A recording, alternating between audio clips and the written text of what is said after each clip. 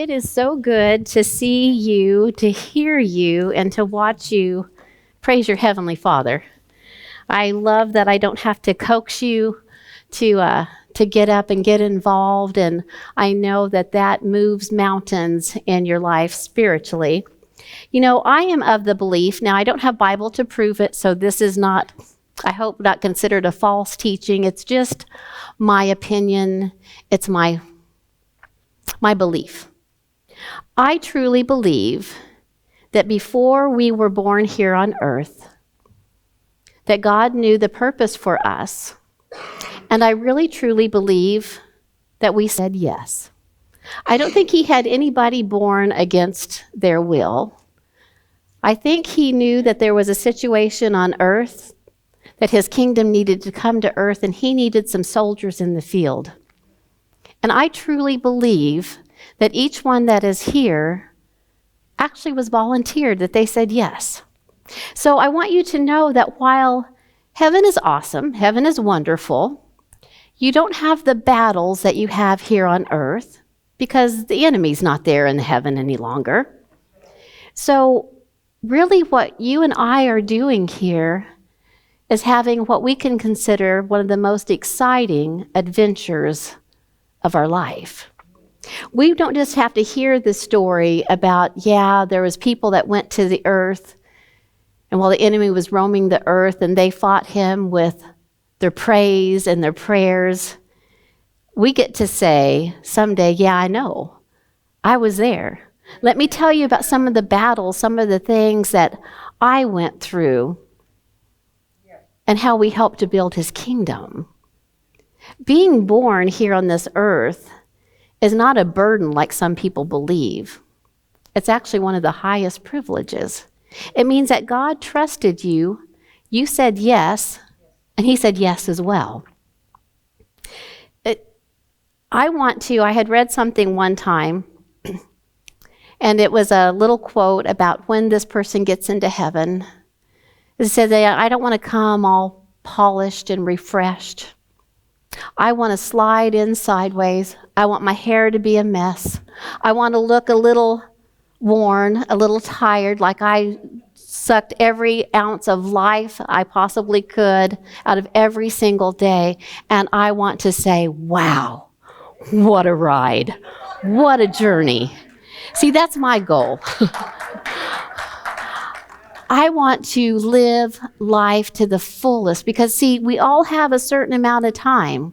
We all have the same minutes in our day, but what do we do with it?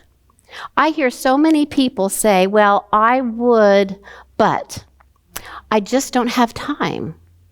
However, if you would ask them who the finalists are in The Voice, they could tell you. They could probably tell you who won the Oscars and what's going on in their favorite show.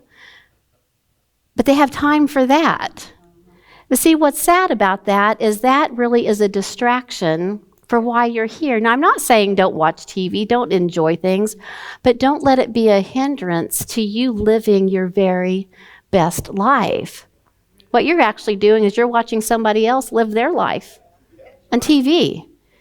And when the day's over, you might say, well, what did I do to live my life? You can be an observer in this life, or you can be an explorer. There was a gentleman that wrote for a travel magazine, and he would interview different people that had traveled different places. And he said that while he would write these exciting stories, and he would recount their experiences, he said, I would go home, and my life was just so boring. That's the only thing I did was I just wrote down their experiences. And he said, finally one day I decided I need to have my experience. I need to have my journey, my story. Well, hopefully in your lifetime, when you've decided to become a believer, that you decided that it was time to have your adventure, your story. And I want you to know that when you follow Christ, that will be the most amazing, sometimes scary, sometimes hard, but wonderful and exciting and most miraculous life that you could ever have. I get tickled at my son-in-law when I would take my children somewhere when they were little. I would say, do you want to go bye-bye? But what he says is, do you want to have an adventure? Let's go on an adventure. And even if that adventure would be going down the block or going to pick up something from the store, when he gets a little bit older and he realizes what adventure is, he's going to look at it with a different viewpoint. He's not going to look at it just as, let's go bye-bye. It's going to look at, let's have an adventure. And because of training him up that way, when he grows, he will have more excitement out of life, because everything through his little eyes then can become this great adventure. Well, with Christ, we can do the same thing. It can be, well, yeah, we're a Christian and we follow Jesus. Or it can be the best adventure of your life, the greatest experience of your life. One day you'll want your own story and you'll want to quit listening to everybody else's story. I loved hearing stories growing up about my father and him being in tent revivals and the miracles that would take place. But I got tired of just hearing it. I wanted to see it for myself. And I got tired of, I used to hear about people and their spiritual walk and their spiritual gifts. And that was great to listen to, but I wanted to experience it. And see, the only thing that keeps me from experiencing it is me. It's how much do I want to pursue this exciting adventure called being a Christian and a follower of Christ. Can you imagine from following anybody, wouldn't you like to follow him? The one that can steal the storm literally or spiritually in your life. The one that it doesn't matter if the door is locked. Who's like, I'll just walk through the wall. The one that can raise the dead. The one that can turn the water to wine. The one that can heal the lepers with just his word. The one that can breathe a whole galaxy into existence if he wanted to. That's not a boring life. Don't you want to follow somebody bigger than you, somebody that knows all the ins and outs and knows every small detail about your life? Not only does he know it, he's crazy in love with you. So often, and I've said this before, but we're going to talk about it again tonight, that Jesus says, follow me. Leave the old, come into the new, and follow me. I want you to be part of my story. We so often say, Jesus, follow us. Come into our life and be part of our story. Well, ours is not nearly as exciting and as wonderful and amazing as his would be. So you have to decide, how deep do I want to go in this life? Do I want to just go to church and read my Bible and sing a song or two, and that's good? Or do you want to see miracles? Do you want to know that when you pray that it's changing the atmosphere? Do you want to see your loved ones that aren't saved come to Christ? What is it that you want out of this journey? Because whatever you want out of this journey, you can get. He's not going to block you from anything as long as you take the steps to get where you need to be to see those things. Jesus says, follow me. I want to compare two different writers, same story. And I want you to see the difference. If we just pay attention to one story, we might think, oh, that's a little odd. And the story I'm talking about is when Jesus was gathering his disciples and he would say, come and follow me. I first want to read in Matthew. Matthew and Luke both write about the same situation, but they're writing to different audiences. Different people will be reading what they're writing. And so Matthew, he writes to a Jewish audience. And the Jewish audience, he leaves out a whole lot of details because the Jewish audience understands what he's talking about. They understand the importance of the words. But when Luke writes to an audience that's of mixed believers, and a lot of those are Gentiles, so he fills in a lot of the details. In Matthew, in chapter 4, I'm going to read 18 through 22, and it says that this is where the title is 4 fishermen are called as disciples. It says, "And Jesus, walking by the Sea of Galilee, saw 2 brothers, Simon called Peter, and Andrew his brother, casting a net into the sea, for they were fishermen. Then he said to them, 'Follow me, and I will make you fishers of men.' They immediately left their nets and followed him.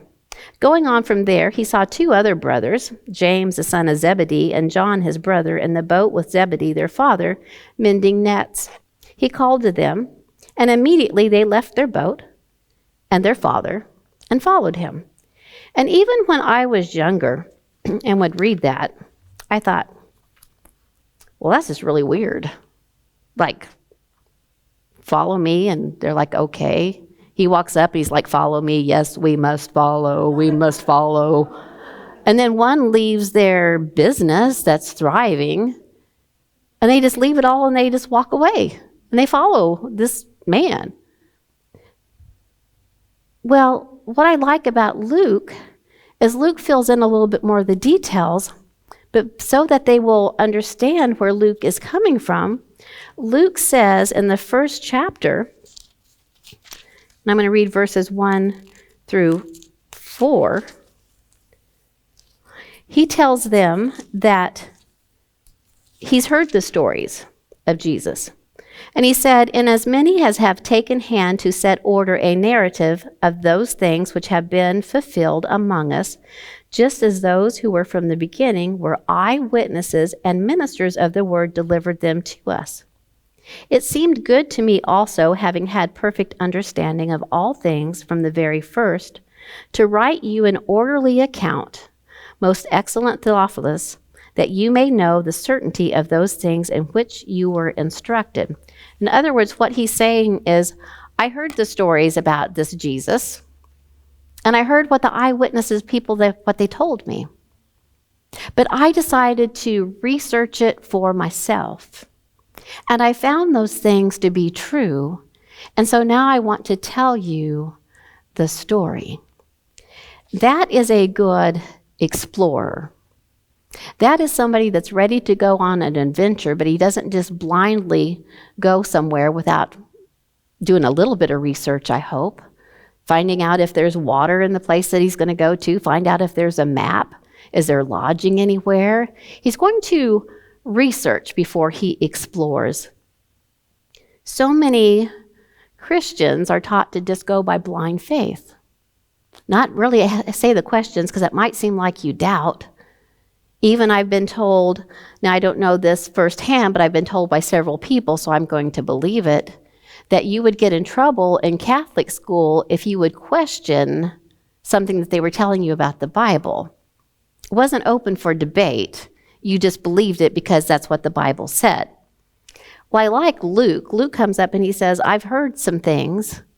I talked to some people that knew him, and I researched it for myself. And here's what I found. I found out that it was true. So Luke takes this same story, the same thing, but he fills it in a little bit differently. So if you're not familiar with the Jewish traditions, whoever the rabbi was, it was a great honor if they would say, come and follow me. That didn't mean like a follow the leader kind of game where we're going to go see some great place. What that actually meant is follow after my teachings and my examples. And if a rabbi would come and ask you to be a student of his, that was great honor. People looked up to you. And if that didn't happen in your life because you had to be accepted by the rabbis, if you didn't measure up, if they didn't think that you would be good teaching material, a rabbi, even if you wanted to join, would never say, come follow me. So strangely enough, a lot of those that were passed over, a lot of them became fishermen. So see, these are grown men. Usually when a rabbi would ask you to follow them, you would be of a younger age, a student. These guys were grown. They had been on their own and in business for a long time. And the fact that Jesus, who they called a rabbi, a teacher, would say, "Come follow me." Well, if a rabbi asked you that, you did. It was not uncommon for you to leave everything. So when Matthew's writing this story, he thinks that's a given. Everybody in the audience knows, "Come follow me." Yes, of course, we know what that means. But Luke realizes that a lot of people, us included, may not know exactly what that means. So Luke tells the story a little bit differently by putting in some more details, and he tells that in chapter 5. And it says, 4 fishermen called as disciples. Same title, just a little bit more detail. It says, "So it was as the multitude pressed around him to hear the word of God, that he stood by the lake and saw 2 boats standing by the lake.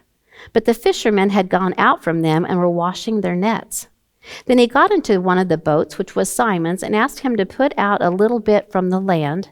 And he sat down, and he taught the multitudes from the boat. When he had stopped speaking, he said to Simon, 'Launch out into the deep. Let your nets down for a catch.' But Simon answered and said to him, 'Master, we have toiled all night and caught nothing. Nevertheless, at your word, I will let down the net.' And when they had done this, they caught a great number of fish, and their net was breaking. So they signaled to their partners in the other boat to come and help them. And they came and filled both the boats so that they began to sink. When Simon Peter saw it, he fell down at Jesus' knees, saying, 'Depart from me, for I am a sinful man, O Lord.' For he and all who were with him was astonished at the catch of the fish which they had taken. And so also were James and John and the sons of Zebedee, who were partners with Simon. And Jesus said to Simon, 'Do not be afraid. From now on you will catch men.' So when they had brought their boats to the land, they forsook all and followed him." Now at this point, what Luke lets us know that Matthew did not is Jesus was not a stranger to them. What I mean is his reputation preceded him. They had heard about this Jesus because it says earlier on in Luke's writing that he was teaching at all the synagogues and he was performing miracles. And people were astonished, and they were astonished at the way that he taught, and they were astonished at the multitudes that followed him. So Luke was letting his audience know that he had done his research. He had validated these things as correct. Simon had some questions about what Jesus wanted him to do. And we may have questions in our life about things that God has done or not done. And Peter had a choice. He could have stopped right there with his adventure and said, "Hey, it was really cool. The Jesus that you've all heard about, not only was he talking to the multitude, he sat on my boat." Now that's a pretty cool experience. And he could have stopped right there. And he could have said, and he asked me to do something, but I had questions. See, it was stopping me from going further in my journey because there's some questions that I had, because what he was asking me to do went against everything that I knew to be correct in my life. Jesus had a mission for Peter, but Peter had to take the next step. So what I'm saying is there's a lot of Christians that while they believe, they're a little bit reserved as far as going through the next step because they have questions. But sometimes they don't want to explore and find out what the answers are.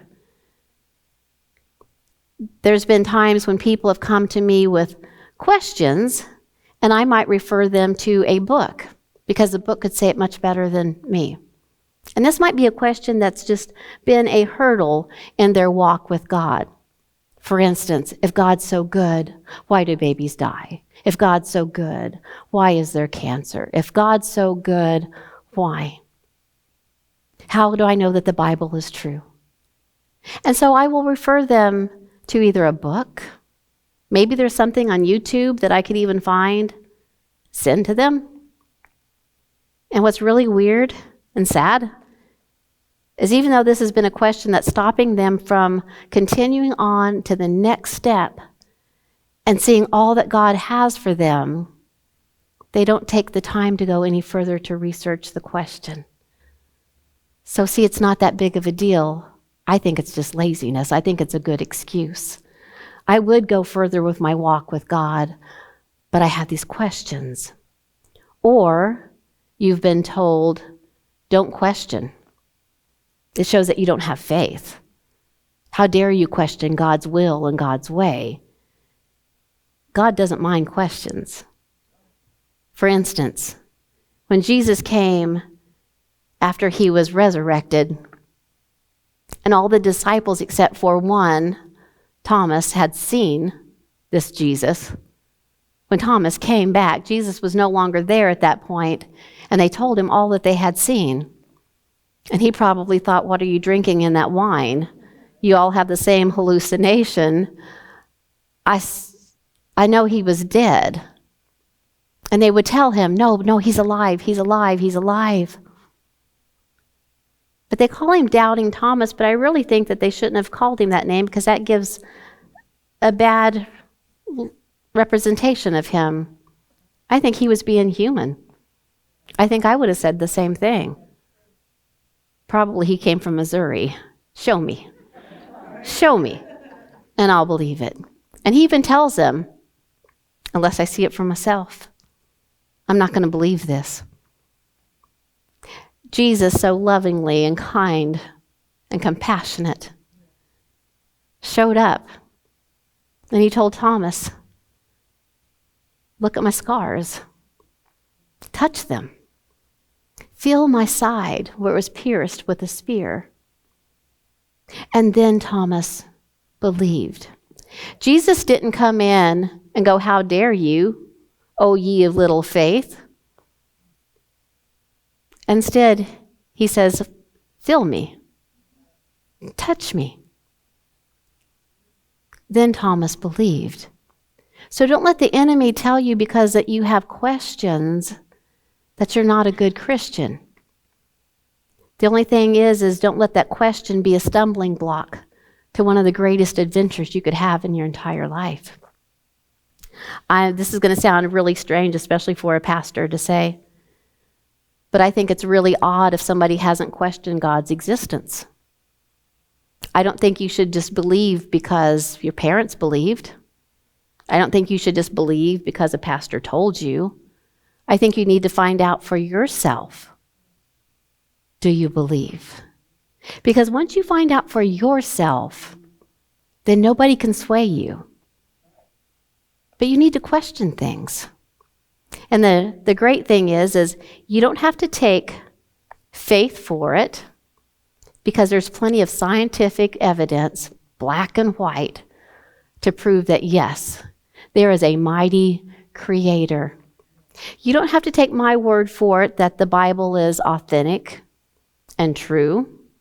There's been plenty of scientific evidence that backs up so far everything that the Bible has said. And what's wonderful about that is the fact that the scientists were actually trying to prove that the Bible was wrong. And they've been trying to do it for years and years and years, and they've never done it yet. And so many atheists that were scientists have become believers because of the overwhelming evidence that there truly was a God. So Peter could have let his human intelligence stop him from one of the greatest adventures of his life, but he had to make the choice to cast the net on the other side. And when he did, that was a game changer. Then Peter didn't say to Jesus, hey, you really know your fish. I could cut you a good deal. We could be great partners. No. Instead, Jesus said, Peter, you come and follow me. See, and that's what Jesus is asking each of us to do tonight, is to come and follow him. So tonight you can ask yourself, have I been just an observer, or have I been an explorer? Have I just watched other people's life? Have I just stopped where I am, or have I been pursuing the life that God has for me?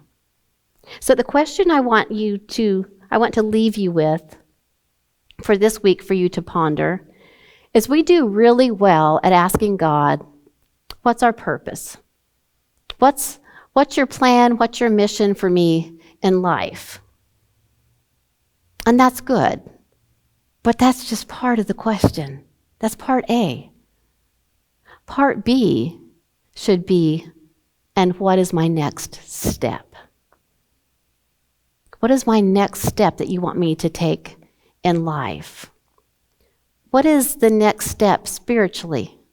Are you satisfied with where you are in your spiritual walk? Do you feel like it's been as great and wonderful and amazing as you hoped it would be? What is it that you want God to do in your life? What experience do you want to have spiritually in your life? Would you like to have prophetic dreams? Would you like to be able to pray for people and see limbs grow, eyes open?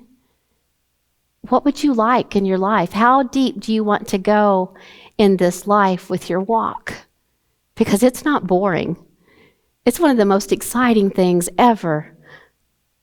And God is there to supply what you ask for in this walk. Do you want to know mysteries? Do you want him to reveal revelations to you? And if he does do that, then you need to ask him, so what do I do with these? Because it's all about giving and serving and sharing your wisdom. So I hope that you want to do the same thing that I want to do when this time is over. I want you to slide into heaven. I want your hair to be a mess. I want you to have laugh lines.